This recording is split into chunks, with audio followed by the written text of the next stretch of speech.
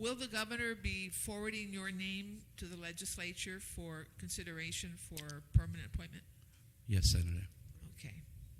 And you're willing to give up your retirement pay for that, Yes, I am. even if it's a loss? Yes. Well, that's very commendable, and I want to say I'm sure that the people of Guam are very fortunate to have you at this time as the acting chief, and I want to thank you for your sacrifice. It's a great sacrifice. Getting back to the department itself, now, how many uniformed personnel do you have on board right now? Uniforms, 290. Do you have any uniform vacancies? Vacancies, yes, but not funded. Not funded? Yes, okay. ma'am. When was the last fire recruit class you had?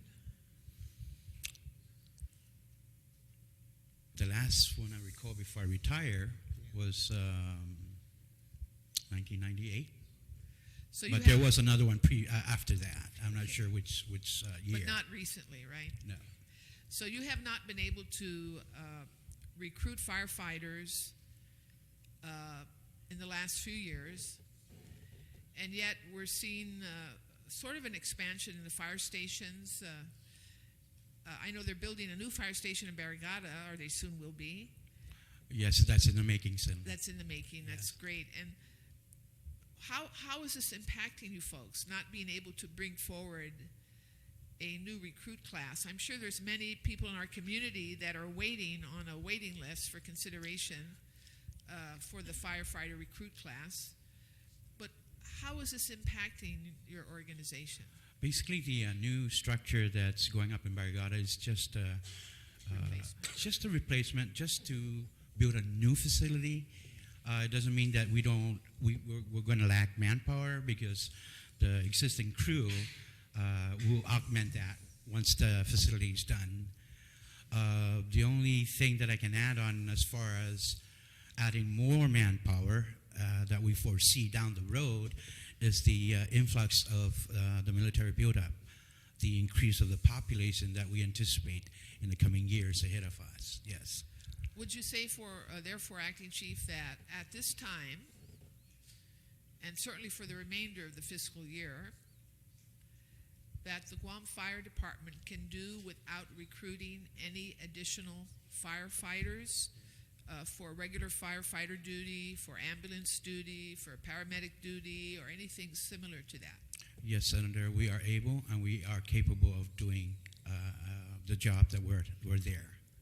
Okay, and even though you have, you mentioned 80 plus officers that are members of the Guard and the Reserves, you still have adequate manpower to cover the needs of the island? Yes, ma'am, we do. The only setback on that is that we are canceling regular day offs, and that can be a big crunch in our budget, recalling these folks. Sure, but you we have do. to pay overtime, is that correct? Yes. Okay. How about the volunteer fire reserves? Was that ever materialized? You know, Senator, going back again to my years, during my years before I retired, I did wrote up the program for volunteer firefighters, but I retired in 99, and I don't know what happened to that. Well, I would like to suggest, if I may, Acting Chief, that you start pursuing that again. Yes, ma'am. You know, we have a lot of folks experienced on Guam who used to be federal firefighters. That's right. And folks coming in from other places that at one time were firefighters who might be willing to be reservists. And I agree. And this would be a great community service, and also be great to help augment some of your needs through community spirit. Absolutely. Now, at this time, how many ambulances are operational? We have 8 on hand, Senator. They're all operating. Yes, ma'am. That is refreshing. Yes. And how about your water tankers? How many do you have? We have only one existing right now since I did my assessment coming in. We have one tanker of 5,000 gallon capacity. Is that Old Faithful, the one that always leaks? Yes, ma'am. The same one we had before when I was with... Yes, ma'am. Yes. Remember Old Faithful? Yeah. Well, I'm a little concerned, although I have to take your word that you said you believe you have enough resources to get through the fiscal year. but I am concerned, God forbid we have any serious calamity, your resources would be stretched very thin. And I hope, Chief, that you look at a couple things. One is to look at starting your fire reserves. And secondly is to, deal with the education part of your mission, educating the public on potential fire hazards, especially now with the dry season. And also, please, I don't know how you're going to work this out, but there's a big issue, of course, with the Guam Waterworks Authority on the fire hydrants. According to Mr. Craddock, he said publicly on television a couple of weeks ago that GWA is not maintaining the fire hydrants because they're not being paid for that. Is that correct? Senator, I'd like to respond on that. There was a meeting that was held in the fire department regarding that issue. And if I recall correctly,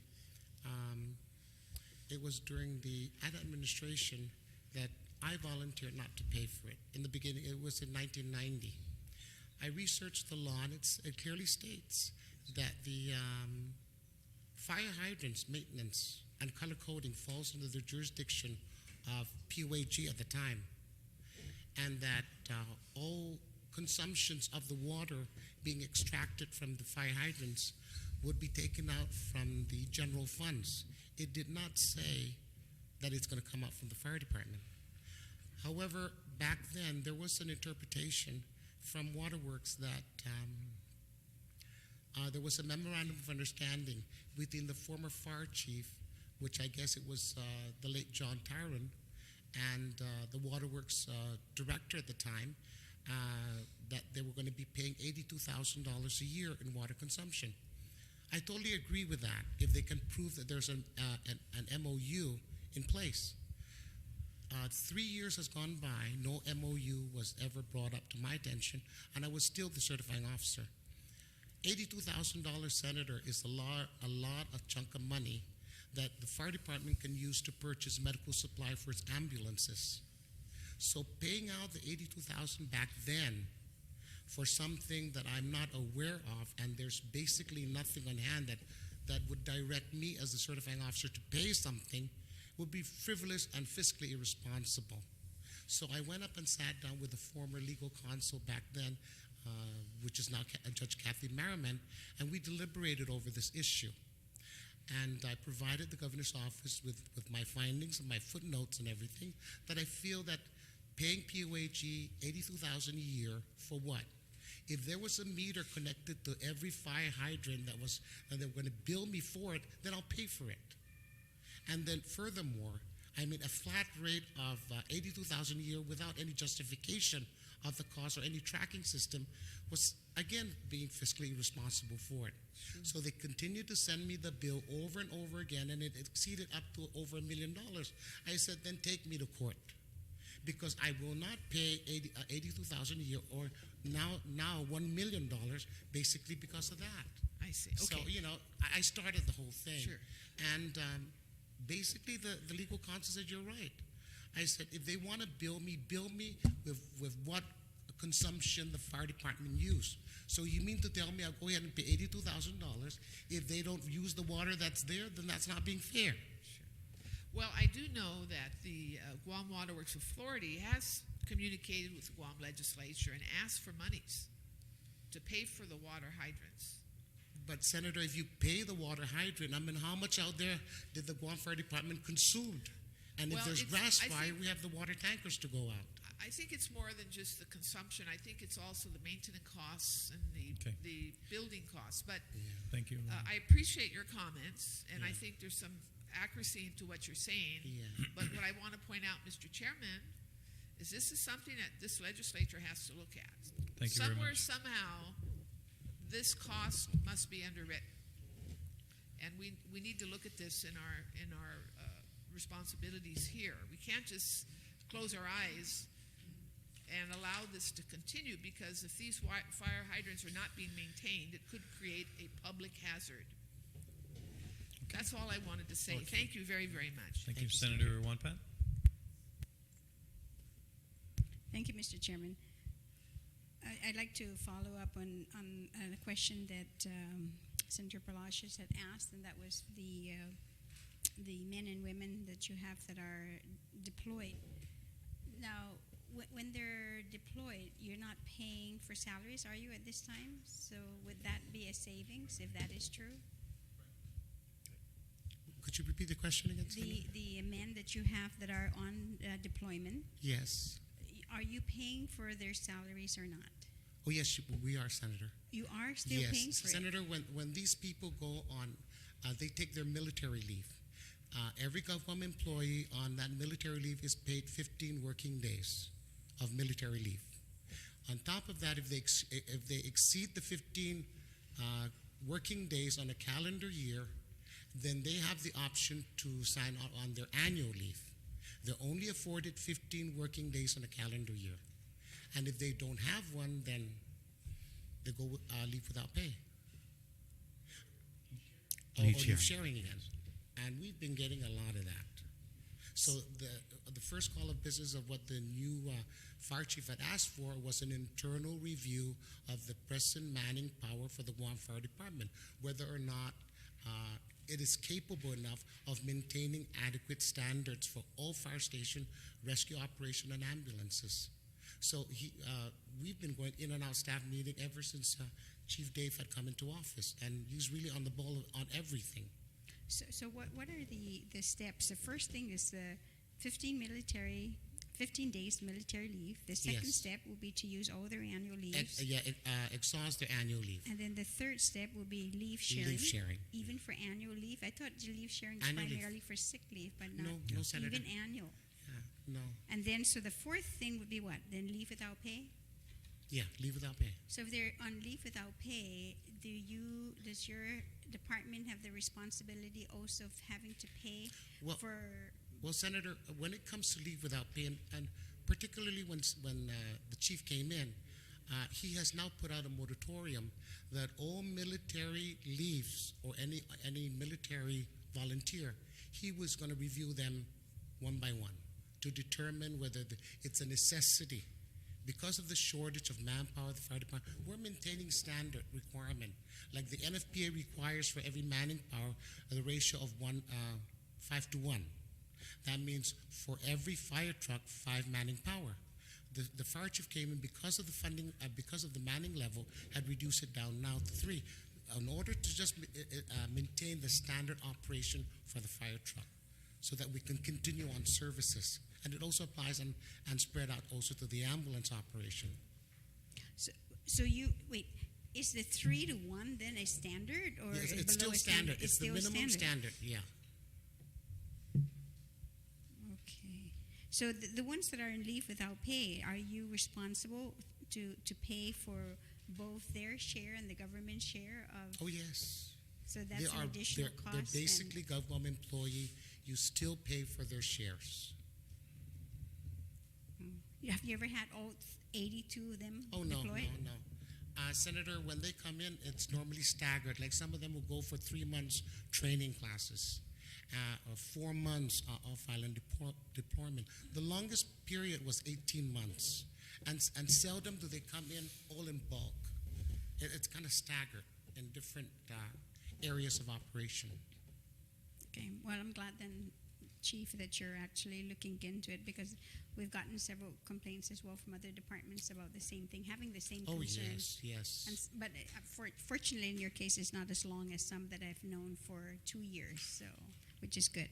The $17,382 that's going to be a reduction for the EMTA duty pay. So how are you going to address that then? I mean, because we're talking about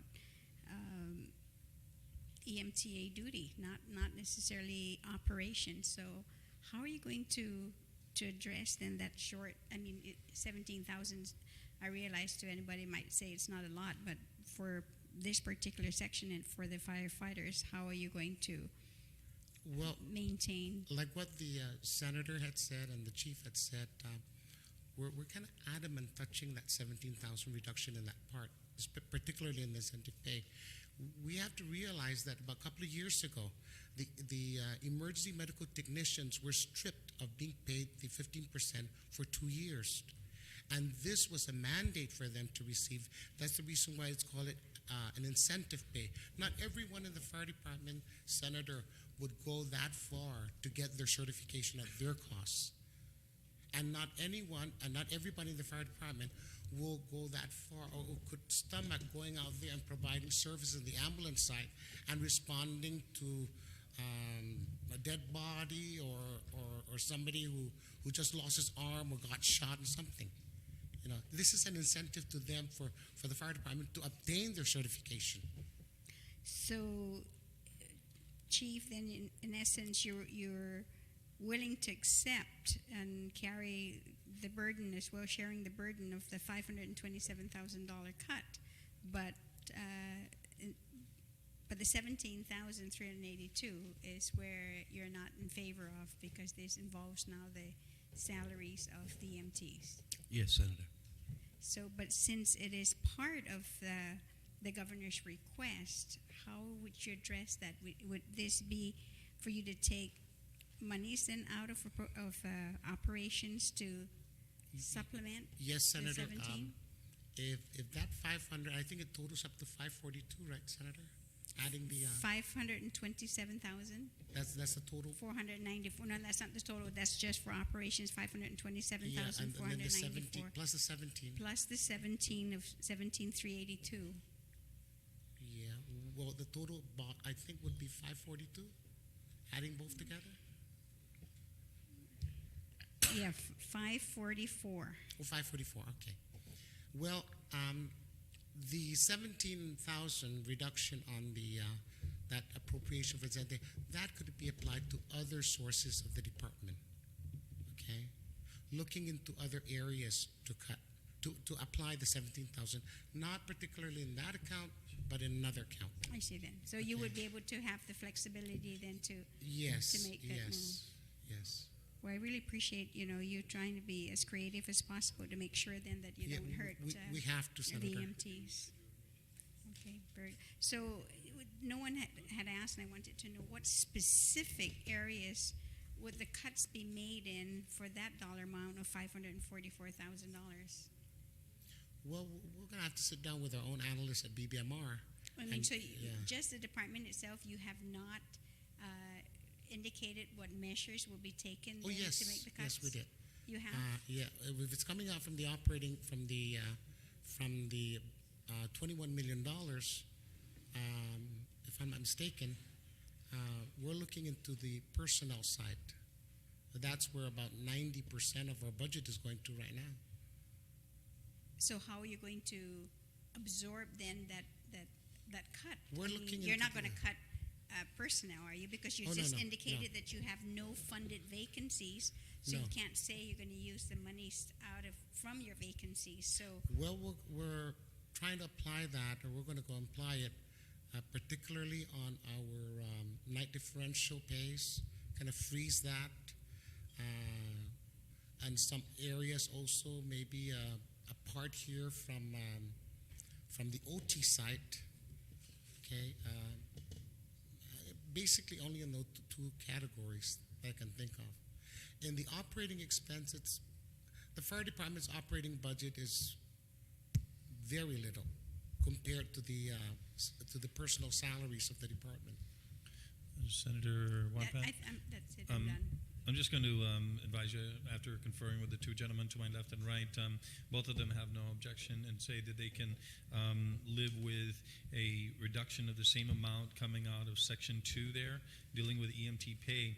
If you reduce the amount on the upper section by 17,382 and strike the EMT reduction, they would be able to manage, in effect, the same reduction of total. So if a motion were to be made... Wait, so you're saying then that to just delete the 17,000 from the firefighters, the EMTA, and add that 17 to reduce increase the 20,572,283 by 17,382 would have the net result without affecting the compensation. So if a motion were to be made to that effect, it would not meet objection by either by anyone within the administration or the fire department, and still be able to meet the compensation requirements. The net result is the same.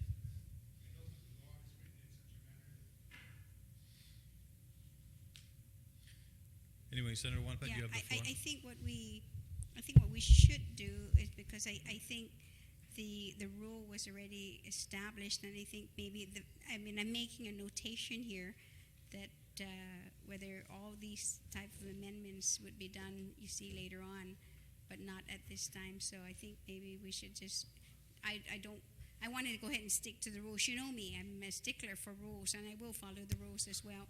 But Understood. I have made a notation already because, as indicated by, GFD, that this is a critical area, and if they can make it up in operation, that's a different story, but it's duly noted, so for later. Thank you very much. Senator Pangilinan? Yes, thank you very much. Just a real quick question. The cut in the budget, if I look at the allotment release in as of March 13th, it showed that the Guam Fire Department had a release of 60% of the $21 million appropriation, and that's for 5.5 months. Now, my question is, was that 13 million spent, or is some of that allotment just encumbered? Because if it was all spent, then that means we're going to be short, because we have 50% of the year remaining and only 40% of the budget, and then we're cutting another $500,000. So was that 13 basically spent? You mean The 13 of the allotment that was released? Yes, Senator. So Spent. that's spent.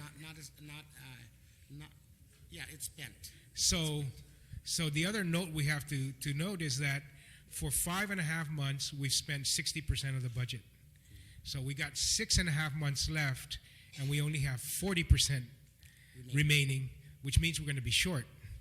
On top of being short already, just by the current operating structure and so forth, we're going to cut another $500,000. So we're going to be short even more.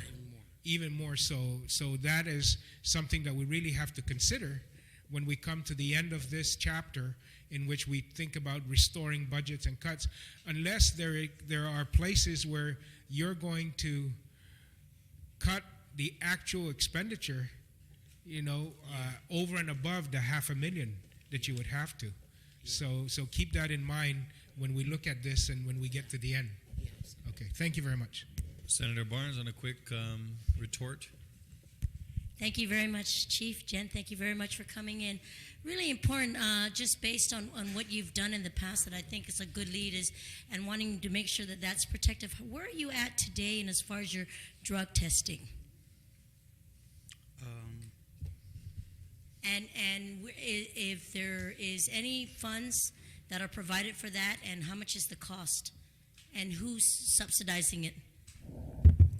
I can answer that. As far as the drug testing for the department, it's done random. They don't know when it's going to be done, and who is it going to be done to. However, as far as the payment is concerned, the fire department pays for the lab work. We get the transmitted charge bill from Department of Administration directly from the laboratory, and we pay for those. So how much do you average annually, or when do you do the drug testing? Well, it's on call. I mean, it's around $3,000. $3,000. Yeah, for random drug testing for a certain amount of group. And those funds will always be available for that program?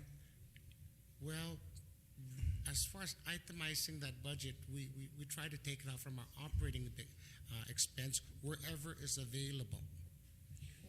I just want to make sure that that's protected, and that, Chief, I mean, sometimes we have to go and make sure that the safety and the welfare of our community is protected, and the employees is very important. And I know that our firemen do, they work really hard, but I think it's important that something to that effect and that program continues to maintain so that the security there is protected.